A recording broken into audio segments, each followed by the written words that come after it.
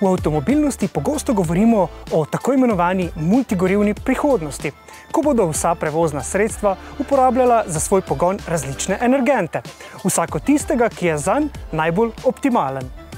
Ampak avto, pravzaprav veliki dostavnik, ki ga spoznavamo tokrat, to multigorivnost prenaša že v sedanjost.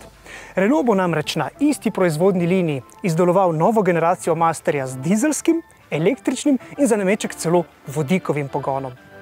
Ampak še preden pa ugotovimo, kako jim je to uspelo oziroma katere so glavne novosti, ki jih ta model prinaša, pa še en kratek opomnik. Naročite se na naš YouTube kanal in ostanite na tekočem z vsemi premierami in ostalimi zanimivimi vsebinami.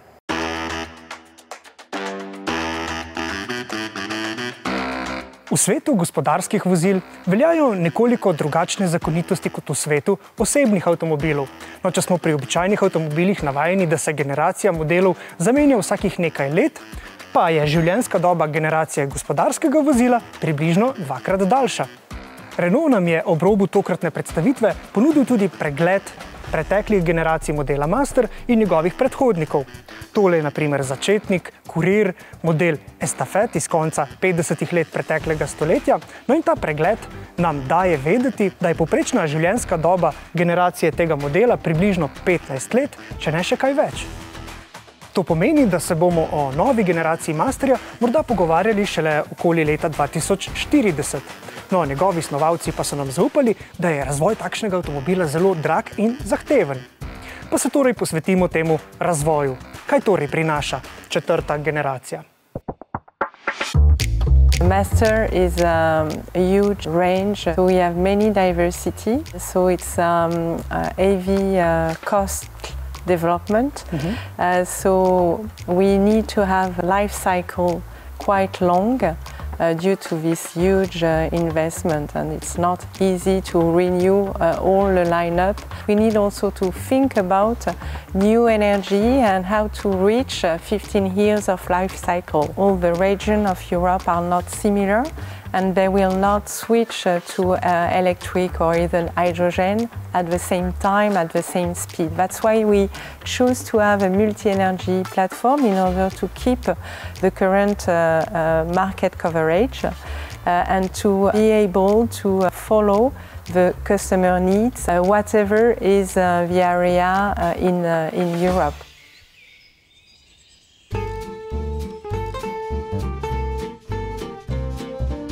Master četrte generacije je aerovan. Tako so nam rekli pri Renaultu. No, ampak kaj so pravzaprav s tem mislili? Mislili so na njegovo aerodinamično učinkovitost. Torej, njegovi snovalci niso delali le na tej novi izjemno izstopajoči maski, ampak so izboljšali celotno aerodinamično učinkovitost vozila. Kako jim je to uspelo?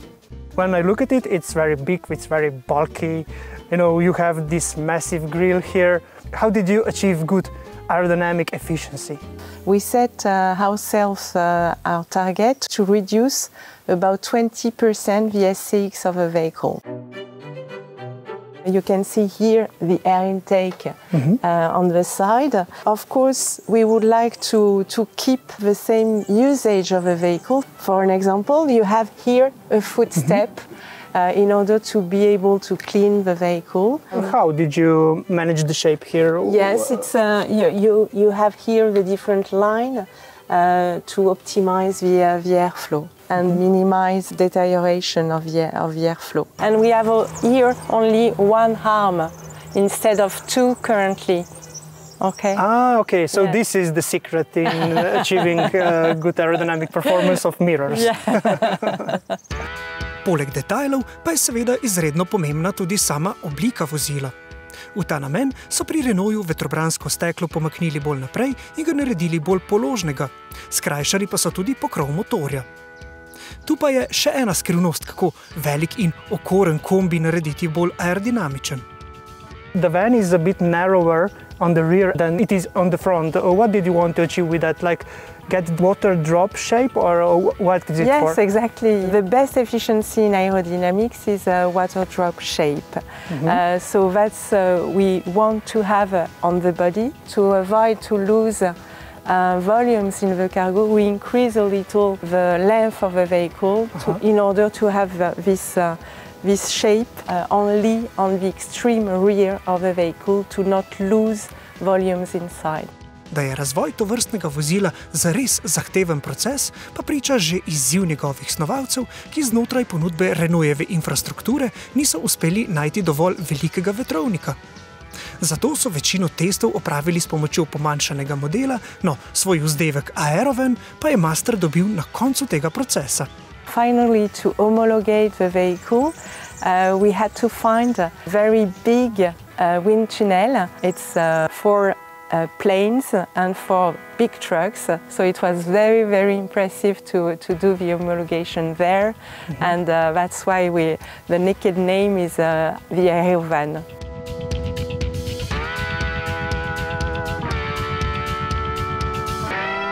In ta aerodinamična učinkovitost bo omogočala, da si bo podjetnik, obrtnik, prevoznik, gasilec ali pa upravljalec voznih parkov izbral tisto vrsto pogona, ki najbolj ustreza njegovim vsakodnevnim dejavnostim. Renault bo zaradi možnosti hitrejšega polnjenja in seveda daljših dosegov torej ponudil tudi Masterja na vodik, ki bo uradno na trg prišel prihodnje leto. Več tehničnih podrobnosti o vodikovem pogonu bo Renault torej razkril takrat. No, na tokratni predstavitvi pa smo poleg dizelske že sedli za krmilo električne različice. Torej različice s pogonom, ki je bil doslej v segmentu gospodarskih vozil skoraj zanemarljivo nišen. Na krajši testni vožnji v okolici francoskega Bordeauxa smo prišli do prvih ugotovitev, ki nakazujejo, da bi lahko bila baterija s kapaciteto 87 kWh zelo učinkovita izbira za tovrstno vozilo. Renault je njeno velikost namreč skrbno odmeril. Till today, there were races for battery capacity to get the much higher battery capacity. So we can see some competitors with a 100 kWh battery, but this is really heavy and we lose huge quantity of payload. That's why we want to focus really on the performance, on the efficiency, in order to downsize the battery capacity and to give back payload to the customer. Na prvi testni vožnji smo vozili z dodatno obremenitvijo 400 kg in pri tem dosegli porabo 23 kWh na 100 prevoženih kilometrov. In to pomeni, da bi se lahko v takšnih pogojih že precej približali 400 km dosega. Ampak seveda nas zanima, kako se razlikujejo sposobnosti električne različice od dobro znanega dizla. Master bo namreč na voljo v več kot 40 različnih izvedenkah in seveda z neskončnimi možnostmi predelav in nadgradenj. So in terms of volumes, new Renault Master is available from 11 cubic meter to 22 cubic meter with a huge diversity of shape. It could be van and it could be also some boxes on chassis or on floor cab. So here you can see the different possibilities we have in chassis cab and also on van. What we have here in thermic version, we want it to be also available in electric version. So you have all different kinds of bodies and body types in all different kind of powertrains. Yes. And also in hydrogen, will it be the same? Yes, exactly the same. No exceptions. No exceptions. So here you can see some huge conversion in electric version. Here is a fridge and here an ambulance. So you can see that we can have AV conversion even on electric version. And to have an idea about volumes and payload of new Renault Master, here you have an example with a bento, and you can see that we have a high volume capacity and also high payload availability. And you can also charge this little electric car here? Yes, so we can charge a vehicle and we can charge also some mobile equipment. Here you can see a vehicle for maintenance of truck tire. And this is electric. The machine is using directly the power in the battery of the vehicle. But what about the loading capacities when comparing diesel and electric vans. What is the loading capacity? What are the differences? Probably there is some. Yes, so here we have an example. The cross vehicle weight has been increasing on front-wheel drive up to 4 tons. So here we have a vehicle of 4 tons with heavy equipment, and the remaining payload is about 500 kilograms. And this vehicle, even if it's 4 tons cross vehicle weight, can be driven with a B license. So the payload, if we consider an empty vehicle, on electric is 1.6 ton. So it's 200 kilograms more than in a thermic version. So it's even more in electric version. This is a very interesting fact. Yeah. Yes. Za tiste dolgoprogaše, ki bo premalo tudi večja baterija, pa bo seveda še naprej glavni adut klasičen dizelski pogon. In ta bo po novem opcijsko na voljo tudi v družbi 9-stopenjskega samodejnega menjalnika in seveda gre pričakovati, da bo ta dizelska različica vsaj še nekaj časa na trgu gladko prevladovala.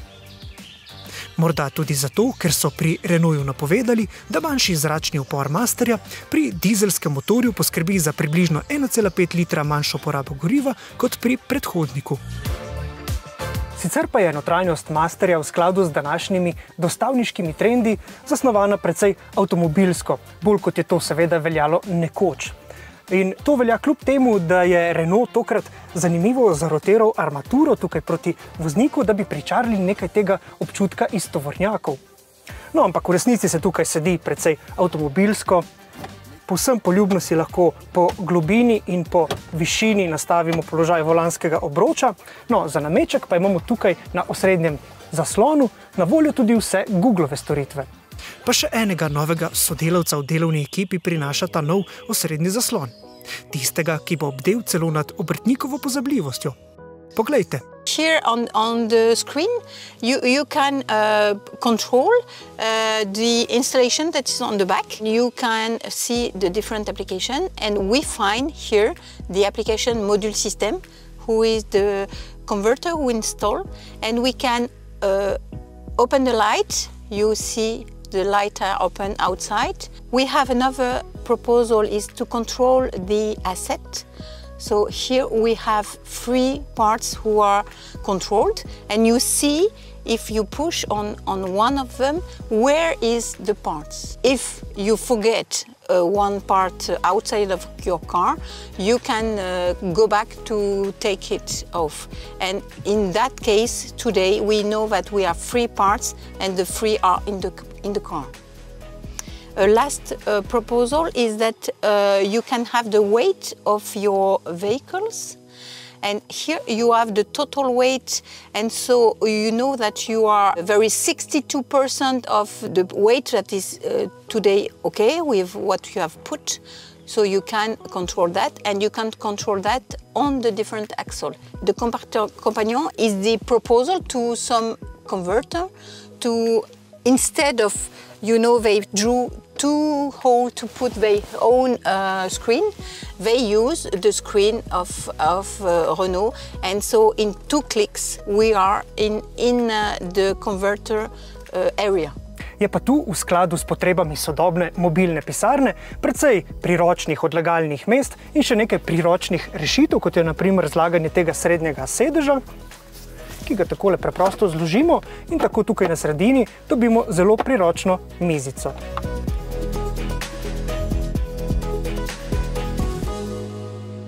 Četrta generacija Masterja bo torej nadaljevala bogato 40-letno zgodovino tega modela, ki je danes pravzaprav edino gospodarsko vozilo tega razreda, ki ga izdelujejo v Franciji.